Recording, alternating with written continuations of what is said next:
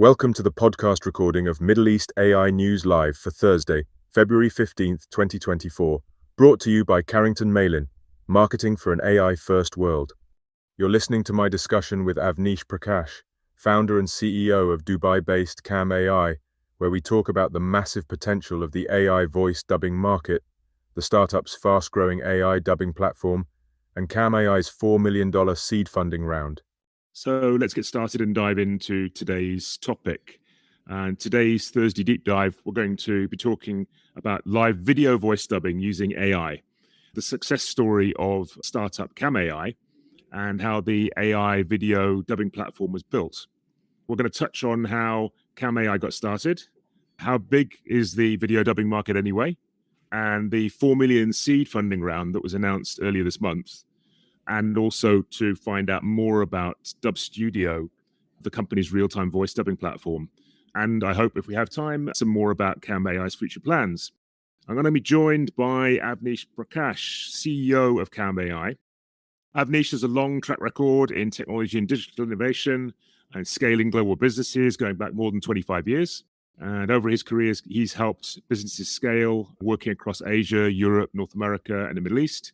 He's also experienced digital evangelist and enabler, helping business and government entities address issues such as digital identity, biometric ID, payments, financial inclusion, advanced mobility, and digital media, all which I'm sure will stand him in good stead in running Camb AI. Until last summer, he was the vice president of mobility at Tata Communications, where he was responsible for driving innovation strategy to advance and develop the company's mobility platform. And he left Tata and started working on the new startup, now known as Camb AI. And that's what we're here to talk about today. So a very warm welcome to Avneesh Prakash. Great to have you on the show, Avneesh.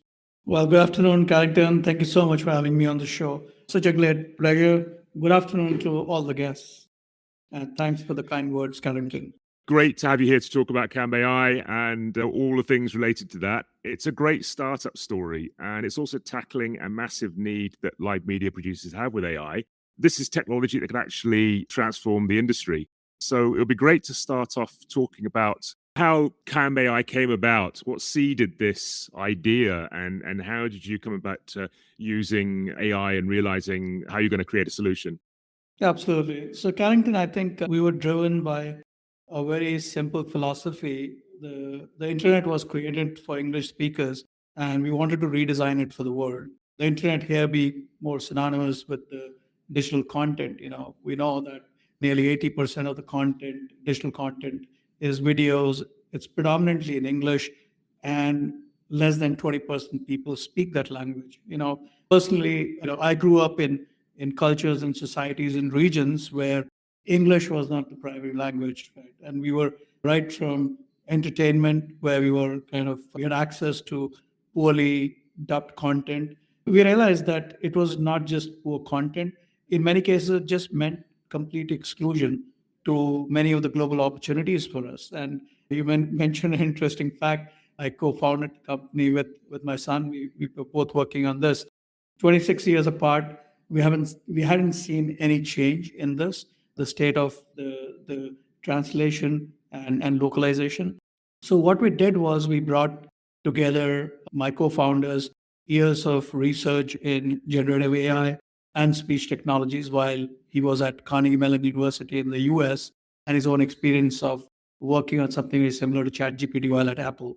And we brought it together with my experiences of working across digital media, global businesses, put it together along with our founding team with deep insights into media, entertainment, and sports.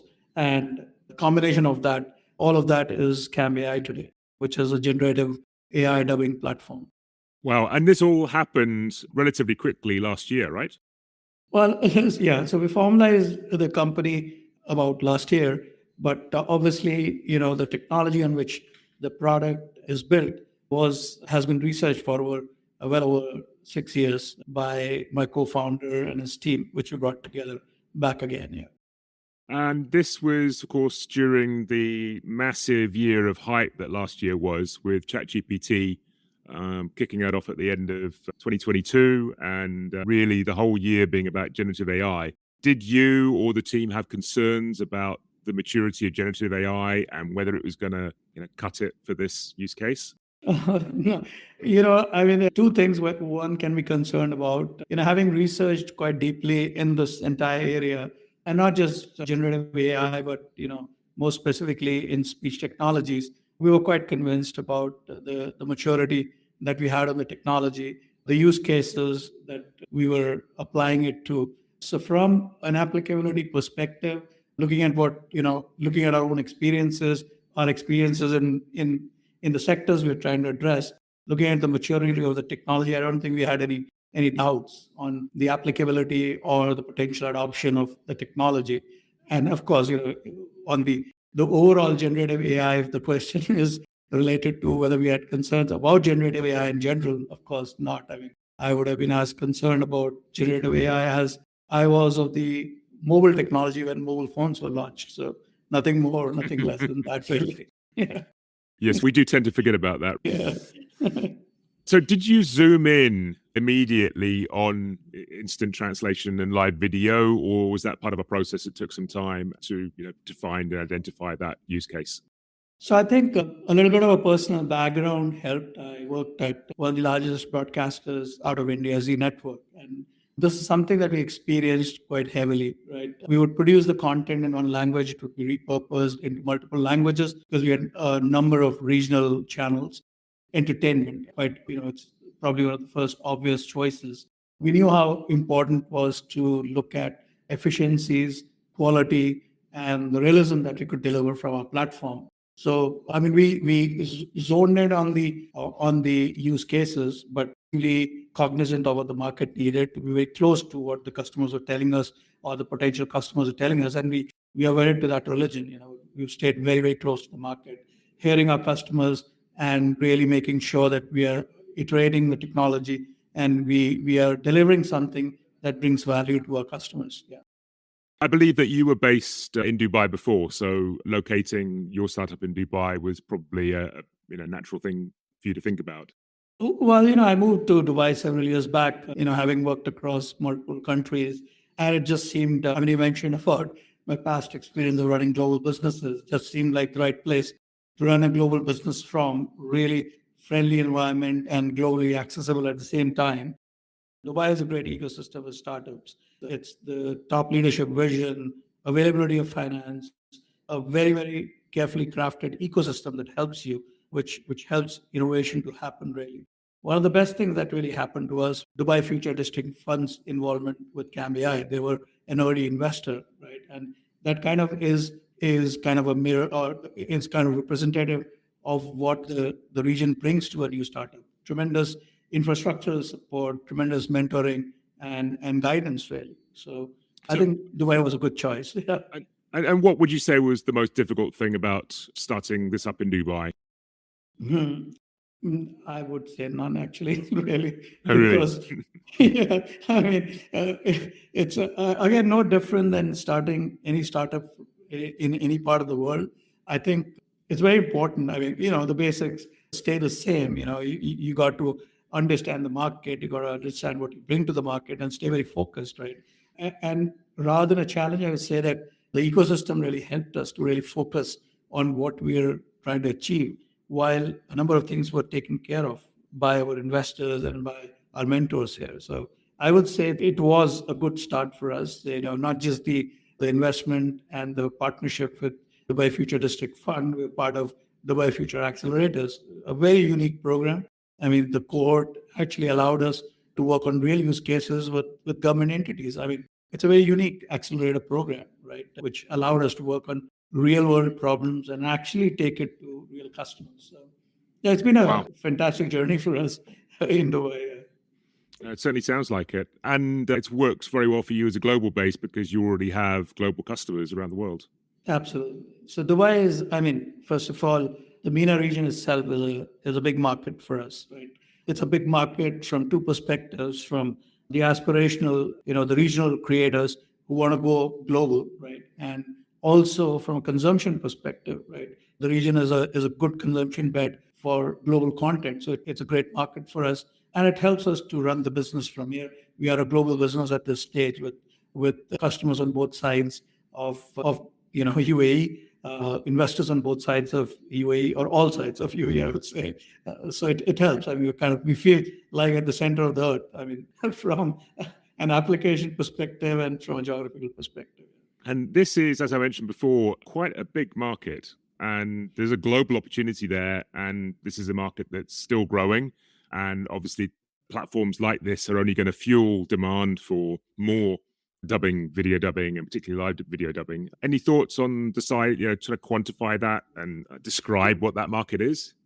Yeah, absolutely. I think you said it right, Carrington, on the size of the market just for the movie industry, right? I'll just add on to that a little bit.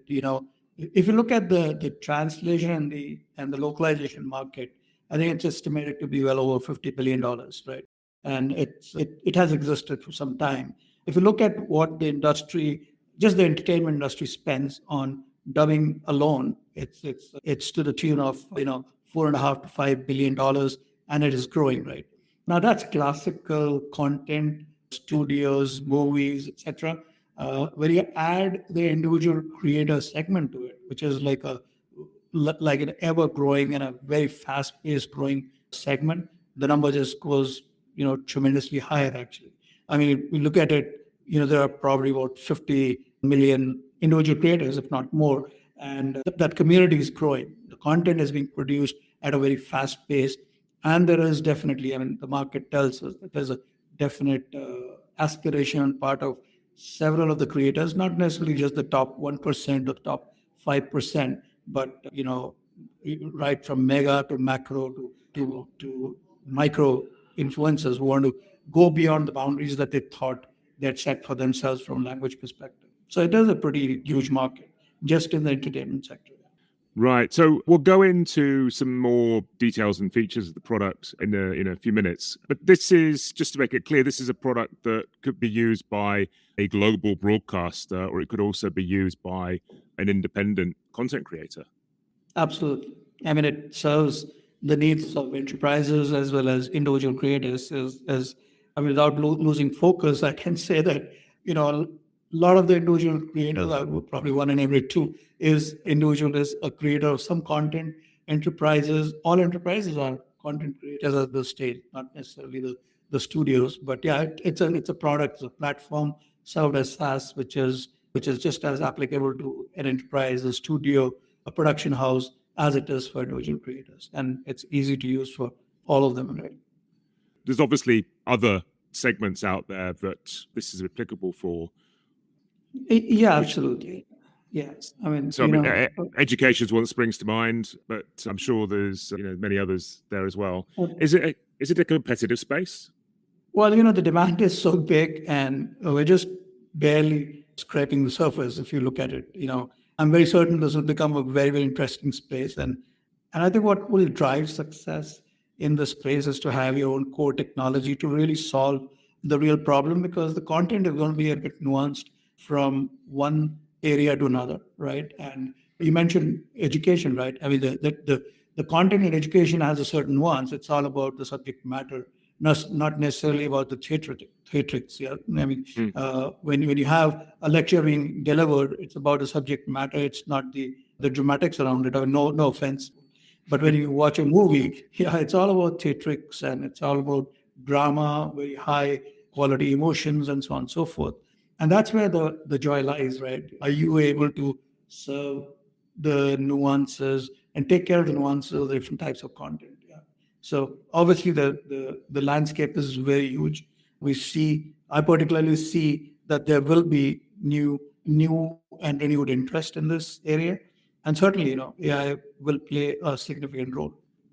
Yes, lots of opportunity, and good to hear that you're busy. So you mentioned technology. What came first, the platform or the technology? Was it the platform you tried to build and then discovered that you needed to build the technology for it as well?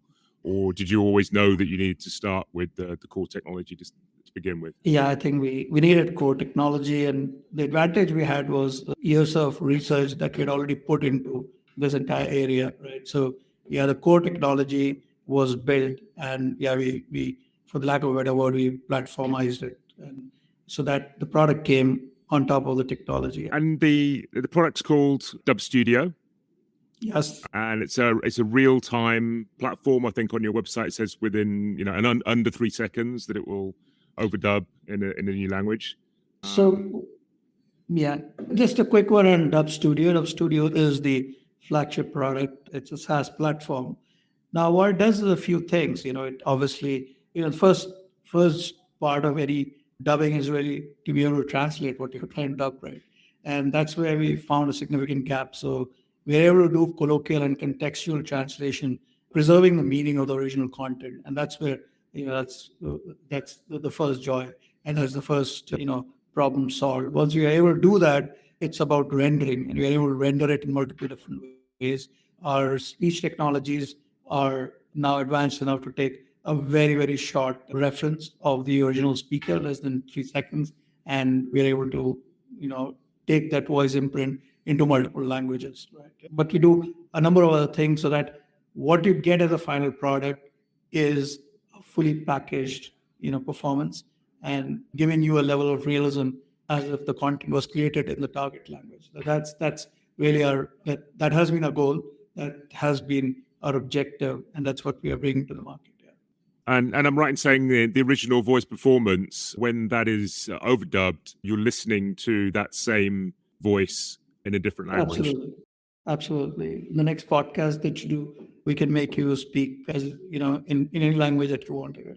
And you do some really low resource languages, not just high resource languages, but by that I mean languages which do not have as much of a digital footprint. So we do languages like Afrikaans or Swahili or Icelandic.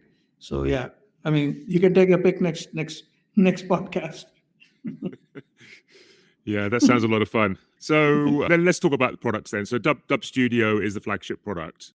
Describe what your offering is overall then as Camb AI.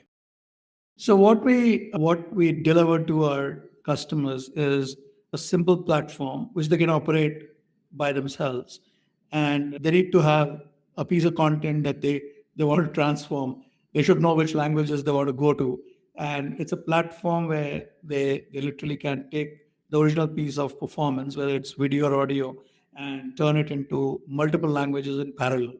And that's what really the platform is, as simple as that. It's an automated process, but we also offer a man in the middle or human agency. If somebody wanted to look at the production, refine it, then there is a fairly easy to use editor workbench really. And it's as simple as that. You bring your video, you bring your audio, convert it really, and take the final asset. What you bring belongs to you. What you convert belongs to you. And could you give us a couple of examples of how this has worked in action and what media are using this for, what languages? Yeah, I mean, the languages are very varied, Carrington. People use a variety of different languages. We started off by creating a piece of technology. I mean, as I said in the preface, we started by trying to democratize the content, going from English to other languages. But now we enable multiple or any pair of languages really. So let's say you're an individual creator, you have a piece of content that you created in English language. You can bring that to the platform and you choose the languages. And people use really a variety of different languages, French, Spanish, German, but not only that, a number of Southeast Asian languages or Arabic, so it gives a variety of choices to our customers, over 100 languages on the platform available.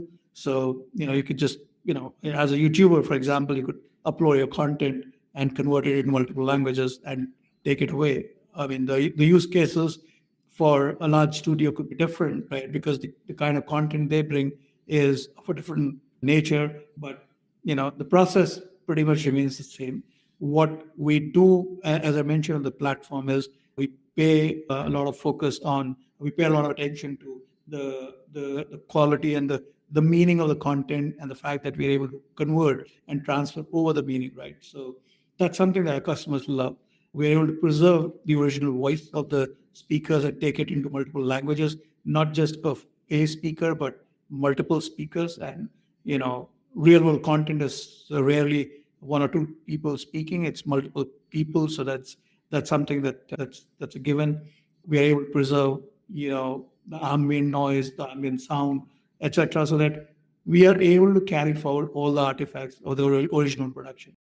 And one of your clients I see is Tennis Australia. Yep. Yes.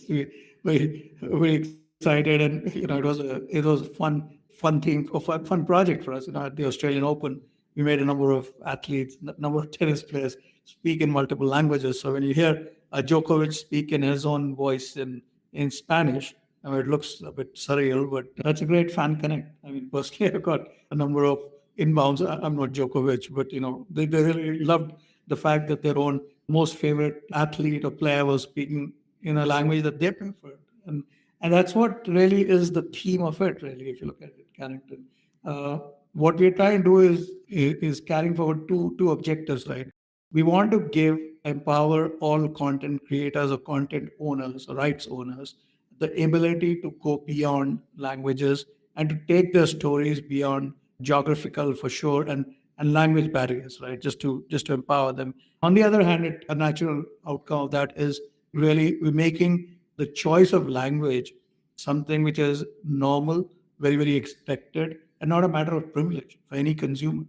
And all this put together really means that the quality of consumption goes up really tremendously. Connectedness improves, and when the quality of consumption goes up, it has a direct impact on the quantity of consumption, and when that happens, commerce is just a natural outcome of this process. Really. This is not restricted in any way to just live video, is it? We do archived content, VOD content, and of course, live content. Extremely proud to have worked with Naila Al Khaja. She is the first Emirati film director and producer. And I mean, I'll tell you, the new release of the movie 3, it's an exceptional film. I think it's a must-watch for everybody. One of the best made movies that I've watched in recent times. And we're very proud to have worked with her to dub the movie into multiple languages, and it was premiered at the Red Sea Film Festival. So yeah, I mean that's one dimension of the work that we do. Fantastic. Avneesh, let's perhaps look at the future a little bit. Where do you see this technology going, and the impact you think it's going to have on the market? Because in my mind, this is surely going to drive more overdubbing. It's not going to replace traditional means. It's actually going to accelerate the requirement for this. I think that's pretty much the view that we carry. A few things actually on that, Carrington. The global content is exploding, right?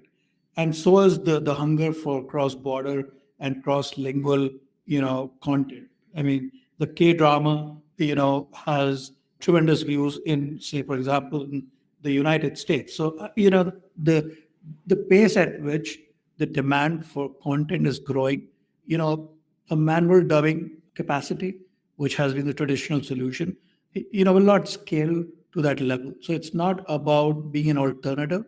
It's about being an additive to the existing mechanism and structures, right? And that's going to do a few things to, let's say, just for the world of entertainment, right? As you see more content finding its way, cross-culturally or cross-lingually, I think one of the biggest impacts it is going to have on content in general is on the quality of the content, right? It's on new types of content. I mean, just imagine the most impactful stories that I heard in my life 50 years back were from my grandmother. I would love to hear stories from other parts of the world, other cultures, of what are those stories, right? When they come together, when they mix, I think we're going to see some very impactful and new types of content. So I think it'll drive up the quality of the content even further, and it'll give choices to the consumers. Yes, definitely. And do you think this is going to have a big impact on media in developing markets? Yes. Because obviously you've got Hollywood and Bollywood are world-renowned and have the momentum and the talent and the distribution behind them. But is this a way for less-known production centers to make more of their content?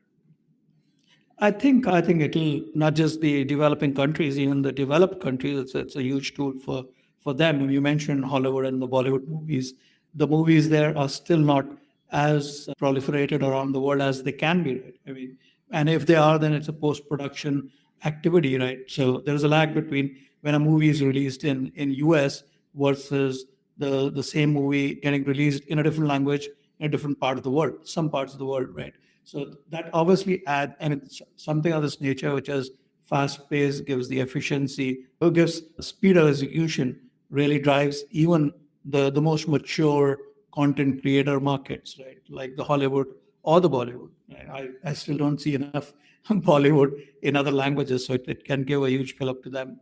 But equally importantly, the developing hubs of content can, of course, accelerate, and content being created in regional languages can really find its way into territories where it hasn't been. I mean, if you look at the drama content within the larger Middle Eastern region, it's one of the best qualities, right? It can find its way across the world. So there are many possibilities that begin to emerge, right? Wow. So this not only enables developing markets, but actually helps the big box office hits make even more money in more places. Yes. In money terms, yes. Wow, exciting business. And do you have plans to expand into other parts of the world? Is it necessary that you'll open offices in Hollywood, for example, or? Yeah, we are expanding now globally. So yeah, definitely have plans to expand globally, be in multiple different markets. We're already working across many of the markets, and the plan is to expand even further and deepen our presence in these markets for sure. Is that something that you've got on the list for this year? And Yes. what Yes. will you do with all of that money? you know, Sorry, but yeah. Well, so yeah, the money will go into continuous development of the tech for sure, and a global expansion. So one thing that's very important to understand and to recognize is that it's very important to be with the customers, right? Not just reach them, but also serve them well. I think there's no business that survives without superlative customer service, and we obsess over that, right? So it's about expanding to reach the customers and expanding to serve them, and that's where the money will go, into our tech, into expanding globally, and into serving our customers. Have you got a longer term view of where might this all end up? Well, we do have a long-term vision. I would like CAM to be the force which will empower every creator in the world to bring their stories to everyone else in the world. And as I said, we're really driven to make alternate language selection a reality for consumers. It should be just a matter of choice, not a matter of privilege. And we're very true to that vision. We are moving forward. Of course, we have other markers of success of how we want to expand across the world. But yeah, that's the vision, and that's the objective with which we are moving forward for sure. So you're making it easier to dub in different languages. You're making it practical to dub in live video. If I'm a video producer, what are my steps towards using your platform and getting started with this? Very simple. You can come to our website, sign up for free, try it, and then stay on the platform. I'm sure you'll stay on the platform when you try it. It's really as simple as that. Come visit us on www.camb.ai. Sign up. And try it for yourselves. Really, and that's really as simple as that. Really, it's a subscription-based platform. So you use it, and you pay as you go. So the other question I was going to ask is, how does this technically put an overdub sound on my video? Is this a soundtrack that I get, or does my video go through your platform? So I mean, we can do just the video. You can do the video with the soundtrack, or you can just do the soundtrack with us. We package. If you give the video, we package the whole video, and you get the whole video with its artifacts. So you get a soundtrack separately as well. But you could just as well use it. Upload your audio and just convert that. And if it's in a live scenario where I'm broadcasting live? You could still have both the choices. It depends on how much you want to do on your end. If you want to mix yourselves or you want us to package it, we can package the whole thing, right? You can take your stream and then we can, repackage it with the new audio and then send it back to you. Presumably there are packages for professional broadcasters that want guarantees and Yes. to have quality metrics and technical requirements. Yeah, absolutely. Absolutely. But it is something, again, we mentioned this, it is something that a content creator, an independent content creator could use. Yes. And for the sake of argument, I could use to add voice Absolutely. to video content. Yes. Absolutely. Wow, can't wait to try it out. Before we round off today, who do you want to hear from? And have you got a message for people who want to contact you? I think, any creator would love to, enable them. And we pride ourselves in our technology and our product. So, you love the product, you love the outreach that it brings to you. The customers who are working with us, it has given them a tremendous reach. Even the largest of the creators you mentioned about Nick Giovanni, he's converting the content into multiple different languages using our platform. So I would love to hear from the content creators, the enterprises. We obsess over our product, customer service, and we aim to delight. Great. Thank you so much, Avneesh Prakash, for taking the time to join us on Thursday Deep Dive. Hope to catch up with you another time in the future and get an update. Thank you so much for hosting me, Carrington, and thanks to all the guests who joined today. Great, and all being well, this will be on podcast tomorrow morning. So You've been listening to a recording of Middle East AI News Live for Thursday, February 15th, 2024, brought to you by Carrington Malin. Thanks for listening.